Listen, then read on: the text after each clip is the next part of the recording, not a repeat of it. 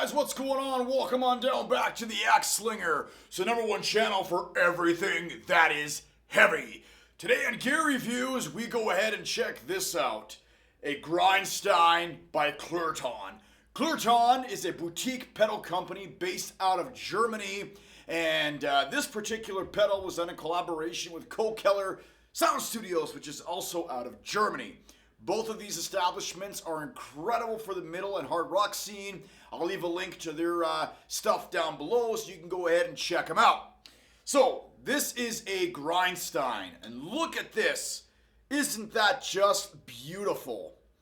I love the artwork on that. All of this stuff is handmade by Carsten Pinkel in Germany with this company, Klirrton. Now, this, you've probably seen it floating around different, outlets like Instagram, Facebook, YouTube. It's basically a take on the HM2, basically the chainsaw Swedish death metal sound. But it's a hell of a lot more versatile. You can basically get a modern, edgy, sound all the way to your, very thin, heavy mid Swedish chainsaw. So this pedal right here, you'll see it's got quite a bit of knobs. Now, everything with this evolves around the center mix. So this knob right here, what it does is it basically allows you to dial in the chainsaw, which is the top, and then what they call the bottom shaker, which is for your more modern low-end push sound. We'll get to some audio samples of that in just a minute. But let me explain. So, here you've got your gain, your bass, and your treble. When this knob is turned all the way to the left, okay, you're basically only got your bottom shaker initiated. So, you can put how much gain, bass, and treble you want. There's no mid control there. That's because you dial in your mids with how much chainsaw you want. This pedal is made to sound for your Swedish death metal. So that's why the mid knob is associated with the chainsaw sounds. Now, you don't need a lot of gain for this thing. It's got a lot on tap. But as you start to turn this, that's when the top section gets initiated. Notice there's a mid cut. So if you need to still scoop your mids a bit with the chainsaw sound, you can still do that. There it is right there. You've got a grind, you've got a high, and you've also got your master. So that's pretty explanatory how much you want to have it come into the amplifier. And then there's your crunch, okay? So the way I describe this is, you generally want to try to get a very good, nice low-end distortion sound. Gradually adjust the mix with the chainsaw, because your ears will tell you how much or how little you want. Once you get to a point where you're like, okay, I like that kind of chainsawness cutting into my low end, then you start to dial in the top. So you say, maybe I want a little bit more of an attack with my crunch on it. Let's scoop the mids, or maybe give it a little bit more mids. Maybe we want to have, some grind on it. We want to add some of that top end sizzle. Maybe we want a little bit more treble for our high end. And then here is a plus and minus. So this initiates if you want to have your chainsaw sound before or after the signal chain. Okay? I prefer it in the plus, but some people might like it in the minus. The minus gives you a little bit more of it gives you definitely less scooped. A lot more mid-focused, rounded sound, whereas when you put it in the down position, you're getting more of a scooped. Okay? So that's a quick rundown on this pedal, and you've got some top jacks here. So you actually have a 4-cable method. Now, here's a 9-volt. This is a 9-volt pedal, so it uses a 9-volt universal adapter. There's 2 ways to run this. You can run it in just your in and your out. So basically, you can run it in the front of a channel, clean channel of the amp. The other way you can run this thing is with the 4-cable method. And what that means is, if you plug in any distortion pedal of your choice, you can daisy chain it into the chainsaw feature. So if you do that, you're basically saying to this pedal, I don't want to use the bottom shaker, meaning I don't want to use the internal distortion within this pedal. I want to override that because I want to use my own personal distortion. So say you have a Boss Waza, middle zone, or maybe you want to use a totally different distortion like Klirrton's Oh My Goat pedal. You can do that. If you want to use your computer and say, I want to run my own IRs and my own virtual distortion, you can do that. They have given you endless tonal possibilities with this fucking pedal. I don't think you guys realize how big of a gift Klirrton and Kolkeller Studios have given you. Like, there should be no other pedal you ever buy for that Swedish death metal tone. This is going to give it to you. You're done. You buy this and you're finished. End of discussion.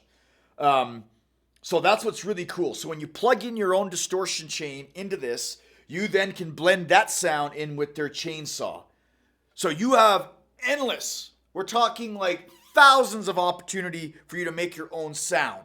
Okay? Now this pedal also comes with virtual impulse responses that you can use courtesy of Kolkeller Studios. So when you buy this pedal, you basically go into whatever DAW program that you use, and you can download directly from Kolkeller the IRs to get custom-made tones that have already been generated for you that go hand in hand with this pedal. That is critical. If you don't have the means of a studio where you can record live off the floor, you want to go through your computer, you can do that. You basically plug this thing in, get your guitar. You can even use this for bass tones.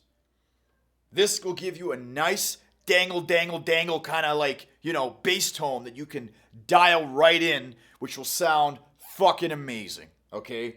So take a look at this. Isn't this thing fucking killer? Huge shout out, Karsten. I love you, man. Thank you so much for sending me this. Had to get it in this finish with the leather face. Can you get more metal than this? I don't think so. I think this is as fucking metal as you're going to get for a pedal. This thing is built like a tank. It's got a good amount of weight to it. This pedal sells for 319 euros. So it's definitely not a cheap pedal. However, you're getting one hell of a value for this. Like I said, it's a one-time buy and you're done. Not just with Swedish death metal, any brutal hard rock or metal tones you're going to get with this thing. All right? So let's go ahead. I'm going to get some stuff plugged in. We're going to check out the tones on this thing. All right.